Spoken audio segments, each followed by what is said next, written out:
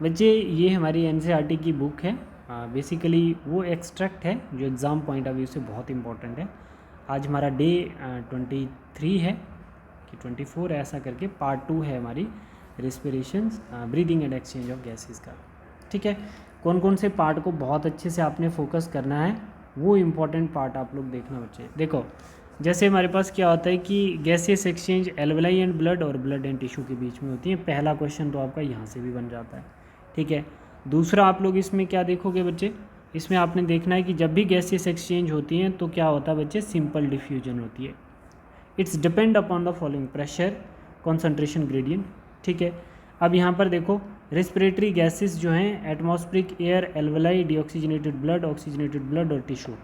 ठीक है, और आपने देखना है कि एटमॉस्फेयर में एयर का प्रेशर कितना है, एटमॉस्फेरिक एयर उसका पार्शियल प्रेशर ऑफ ऑक्सीजन देखना है, फिर एल्वेलाई में ऑक्सीजन का पार्शियल प्रेशर देखना है, डीऑक्सीजनेटेड ब्लड में, ऑक्सीजनेटेड ब्लड में और फिर टिश्यू में, फिर PCO2 का एटमॉस्फेयर में प्रेशर देखना है, फिर एल्वेलाई में देखना है, फिर डीऑक्सीजनेटेड ब्लड में, फिर ऑक्सीजनेटेड ब्लड में और फिर टिश्यू के अंदर। ठीक है बच्चे, तो ये टेबल आपको बहुत अच्छे से याद रखना है।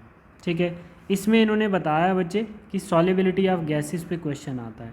सॉल्युबिलिटी ऑफ गैसेस जो होती हैं, CO2 जो होती है वो ऑक्सीजन के रिस्पेक्ट में 20 to 25 times higher binding affinity show करती है, और हीमोग्लोबिन हमेशा ऑक्सीजन के साथ लीस्ट बाइंडिंग एफिनिटी शो करता है और मैक्सिमम कार्बन मोनोऑक्साइड के साथ ऑक्सीजन के रिस्पेक्ट में 200 to 300 time binding affinity more show करता है हीमोग्लोबिन।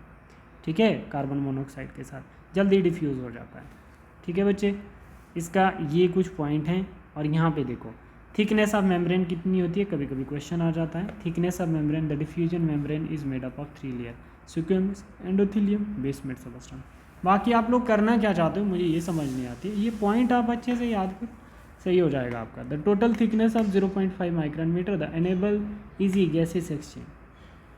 ठीक है, इतनी थिकनेस होती है, इनके बिना गैसेस एक्सचेंज हो ही नहीं सकती हैं। Surface area, the presence of alveoli increase the surface area of lungs, it increase the gases exchange. ये आ गया बेटा आपका डायग्राम। इसका क्वेश्चन हम लोगों ने, इसका क्वेश्चन किया है अभी हम लोगों ने, है ना। मतलब मेन साइड कौन सी होती है गैसेस एक्सचेंज की, तो आपकी ये एल्वेलर कैविटी, बिल्कुल वहाँ पर ऑप्शन में एल्वेलर कैविटी दिया हुआ था बच्चे। ठीक है, कैविटी होती है खाली जगह। ठीक है, बाकी ये मेम्ब्रेन्स आ गई इसकी। राइट, इसमें क्या चल रही हैं, RBCs फ्लो कर रहे हैं, इनको RBCs कहते हैं। ये CO2 भी कैरी करते हैं और आपका ऑक्सीजन भी कैरी करते हैं। ये एल्वेलाई इसके ऊपर रखा है, एक साइड हमारा पल्मोनरी वेन जो होती है ऑक्सीजनेटेड ब्लड कैरी कर रही है। यहाँ पर देखो CO2 40 है, बॉडी टिश्यू में ऑक्सीजन यूज़ हो गई, CO2 का लेवल बढ़ गया, 45 हो गया, सिस्टमिक वेन में डीऑक्सीजनेटेड ब्लड हो गया, दोबारा लंग्स के पास जाएगा और वहाँ पे दोबारा से हेल्डेन इफेक्ट शो करेगा, ऑक्सीजन लोड करेगा RBC और दोबारा टिश्यू को डिलीवर करेगा। और हाई प्रेशर जब टिश्यू में क्रिएट होता है तो वो दोबारा से गैस CO2 की फॉर्म में बाहर चली जाती है। डन, ठीक है बेटा। ठीक है, फिर हमारे पास क्या आता है, gases transport, oxygen transport and CO2 transport. Oxygen transport के लिए आपने यहाँ पर ये मैकेनिज्म देखना है। 2 वे से ऑक्सीजन ट्रांसपोर्ट होती है, physical solution as oxyhaemoglobin. Blood plasma से 3% होती है और हीमोग्लोबिन के द्वारा 97% ऑक्सीजन ट्रांसपोर्ट होती है। ठीक, ये रिएक्शन आप लोग याद रखोगे। ठीक, ठीक है बच्चे। फिर उसके बाद आप लोग देखोगे in the tissue PO2 high, CO2 low, H positive ion high, temperature exit, Hb4O8 dissociate and release oxygen. Every 100 ml of oxygenated blood can delivered, every 100 ml of oxygenated blood can deliver around 5 ml of oxygen। 100 ml blood जो होता है वो कितनी oxygen deliver कर सकता है, 5 ml, सिर्फ 5 ml। 100 ml blood में 5 ml ऑक्सीजन होती है to the tissue under normal physiological conditions.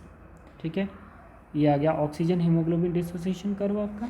ठीक है, इस कर्व में क्या बताया जाता है, कुछ फैक्टर आपको याद रखने होते हैं। ठीक है, ये कर्व अगर आपके लेफ्ट साइड आता है, लेफ्ट हैंड साइड पे आता है तो इट मीन्स कि मोर सेचुरेशन शो करता है। अगर ये कर्व आपकी राइट हैंड साइड पे जाता है तो आपकी सेचुरेशन लीस्ट हो जाती है ना, लीस्ट हीमोग्लोबिन के साथ सेचुरेशन हो जाती है क्योंकि ज़्यादा पार्शियल प्रेशर चाहिए होता है हमें सेचुरेशन के लिए। ठीक है बच्चे, CO2 ट्रांसपोर्टेशन जो होती है इसके 3 चीज़ें याद रखनी है, कैसे कैसे CO2 ट्रांसपोर्टेशन होती है। कार्बोनिक एसिड 7%, ठीक है, प्लाज्मा की हेल्प से। फिर कार्बामाइनो हीमोग्लोबिन 20 to 25%, ठीक है। जैसे हमारा हीमोग्लोबिन जो होता है वो CO2 को ट्रांसपोर्ट कितना करता है, 20 to 25%। हमने क्वेश्चन किया अभी पहले जैसे। बाइकार्बोनेट आइंस की फॉर्म में हमारी CO2 की जो ट्रांसपोर्टेशन की होती है तो वो 70% होती है। ठीक है, तो आप लोग याद रखें बच्चे, बाइकार्बोनेट आइन 70, हीमोग्लोबिन जो ट्रांसपोर्ट करता है CO2 को 25 और 7% जो है हमारा प्लाज्मा ट्रांसपोर्ट करता है। ठीक है, ये रिएक्शन है। कार्बोनिक एनहाइड्रेज जो है वो फास्टेस्ट लिविंग वर्ल्ड एंजाइम है ना, वर्ल्ड का सबसे फास्टेस्ट एंजाइम है, मतलब 1 मिनट के अंदर 36 मिलियन मॉलिक्यूल्स बना लेता है ना, फास्टेस्ट रिएक्शन होती है। तो 100 ml of deoxygenated blood deliver the 4 ml of CO2 to the alveoli site. ठीक है, टिश्यू से 100 ml ब्लड जो होता है वो कितनी ऑक्सीजन CO2 कैरी कर सकता है, 4 ml। और 100 ml ब्लड जो होता है वो एल्वेलाई वाली साइड से ऑक्सीजन कितनी कैरी करता है, 5 ml। ठीक है, 1 ml कम CO2 कैरी होती है एल्वेलाई वाली साइड से टिश्यू वाली साइड के लिए। रेगुलेशन एंड रिस्पिरेशन हम लोगों ने पढ़ा था बच्चे, है ना, इसको अच्छे से देखना। रेगुलेशन डायफ्राम वाला कॉन्सेप्ट हमने पहले क्वेश्चन में किया है।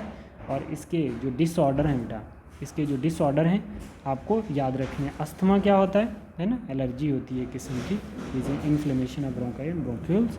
एम्फीसीमा जो ब्लड कैंसर होता है एम्फीसीमा। और ऑक्यूपेशनल रिस्पिरेटरी डिसऑर्डर जो होता है जैसे फाइब्रोसिस, लीवर के अंदर हो जाना, लंग्स के अंदर फाइब्रोसिस, पानी भर जाना, जो सीमेंट वगैरह की फैक्ट्रीज में वर्कर लोग होते हैं तो उनको मास्क पहनना बड़ा इंपॉर्टेंट होता है। ठीक है बेटा, तो कुछ क्वेश्चन हैं आपके पास, कुछ क्वेश्चन हैं जिनकी आपको प्रैक्टिस करनी चाहिए। ट्राई करना ज़रा कितने बच्चे कर सकते हैं। ये कुछ क्वेश्चन है आपके पास, देखो। ए जो है इंस्पिरेटरी कैपेसिटी, एक्सपायरेटरी कैपेसिटी, ये क्या फंक्शनल रेजिडुअल वॉल्यूम्स और वाइटल कैपेसिटी, ये इनमें से करेक्ट करके इनका ये आता है। देखो मैच करो इनको, बनते कि नहीं बनते तुमसे, ये क्वेश्चन करो एक।